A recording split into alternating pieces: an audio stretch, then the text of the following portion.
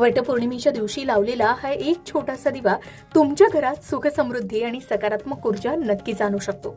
वटपौर्णिमेची रात्र ही खूप महत्त्वाची मानली गेली. या दिवशी धन, सुख आणि वैवाहिक जीवनासाठी घरच्या घरी करायचे अगदी साधे सोपे आध्यात्मिक उपाय चला जाणून घेऊया. वटपौर्णिमा हा श्रद्धा, निष्ठा आणि अखंड सौभाग्याचा उत्सव आहे.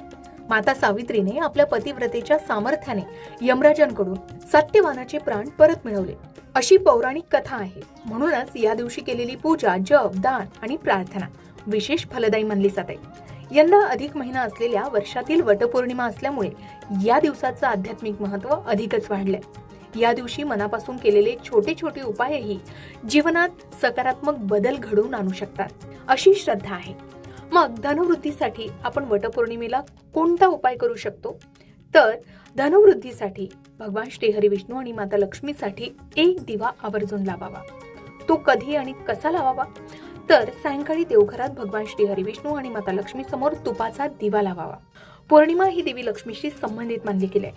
या दिव्यामध्ये एक चिमूटभर हळद टाकावी. हळद ही लक्ष्मीचं प्रतीक मानले गेले.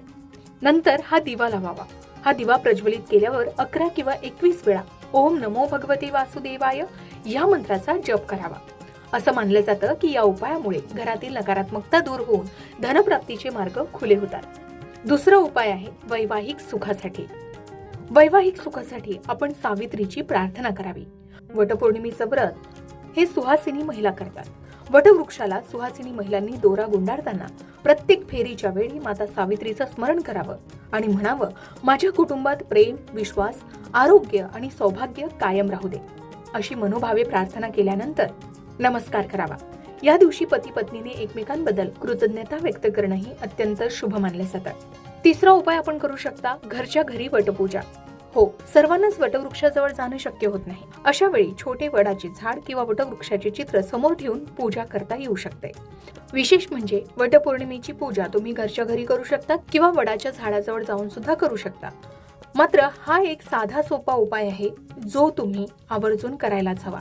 ते म्हणजे हळद कुंकू वाहून, अक्षता फुलं वाहून सावित्री सत्यवानाची कथा वाचावी किंवा ऐकावी तरी.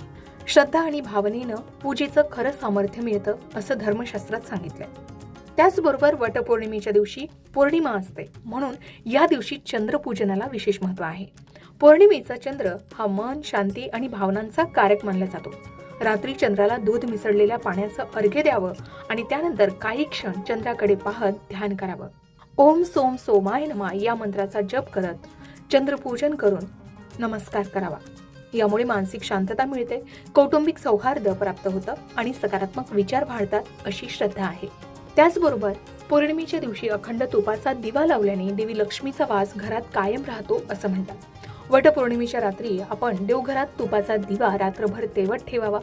दिव्याची ज्योत अज्ञानाचा अंधार दूर करते, ज्ञान, आशा आणि सकारात्मकता घरात आणते असं मानलं जातं.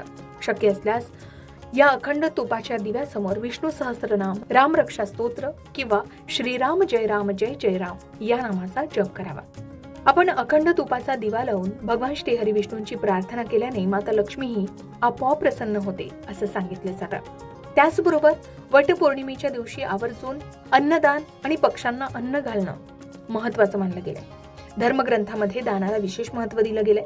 या दिवशी आपण गायीला चारा खाऊ घालणं, पक्ष्यांना धान्य देणं किंवा गरजू व्यक्तींना अन्नदान करणं हेही खूप शुभ मानलं जातं. दानामुळे मनातील अहंकार कमी होतो आणि पुण्यवृद्धी होते असं मानलं जातं. त्याचबरोबर वटपौर्णिमा ही सावित्री आणि सत्यवान यांच्याशी संबंधित आहे.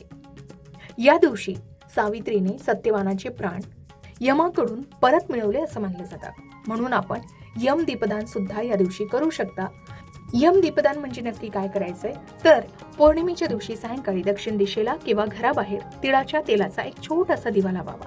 हा दिवा यमराजांना समर्पित मानला जातो. धार्मिक श्रद्धेनुसार या दीपामुळे अकाल संकट दूर राहतात, कुटुंबाला आरोग्य लाभतं आणि आयुष्य मंगलमय होतं. मात्र यासाठी आपण यमराजांना प्रार्थना करावी.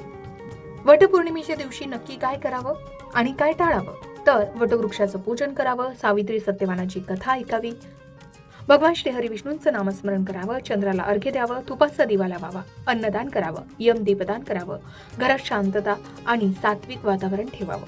मात्र या दिवशी वादविवाद टाळावेत, राग आणि कटू बोलणं टाळावं, कोणाचाही अपमान करू नये, तामसिक भोजन आणि नकारात्मक विचार टाळावेत. तर वटपौर्णिमेचं हे व्रत आपण श्रद्धा, प्रेम, त्याग आणि सकारात्मक ऊर्जेने करावं.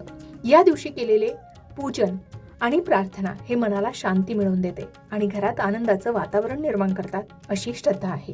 श्रद्धा आणि विश्वासानं केलेले हे छोटे छोटे उपाय घरात धन, सुख, कौटुंबिक ऐक्य आणि वैवाहिक जीवनातील गोडवा वाढवण्यास मदत करतात, अशी धार्मिक मान्यता असल्याचं सांगितलं जातं. मग वटपौर्णिमेच्या दिवशी आपणही हे उपाय करून पहा आणि अनुभव शेअर करायला विसरू नका. अशाच प्रकारच्या माहितीपूर्ण व्हिडिओसाठी लोकमत भक्ती चॅनलला नक्की सबस्क्राईब करा आणि बेल आयकॉनला क्लिक करा, म्हणजे आमच्या नवनवीन व्हिडिओचं नोटिफिकेशन तुम्हाला मिळत राहील. तसेच योग्य आध्यात्मिक मार्गदर्शनासाठी लोकमत भक्तीच्या फेसबुक पेज आणि इन्स्टा पेजला लाईक आणि फॉलो करायला विसरू नका.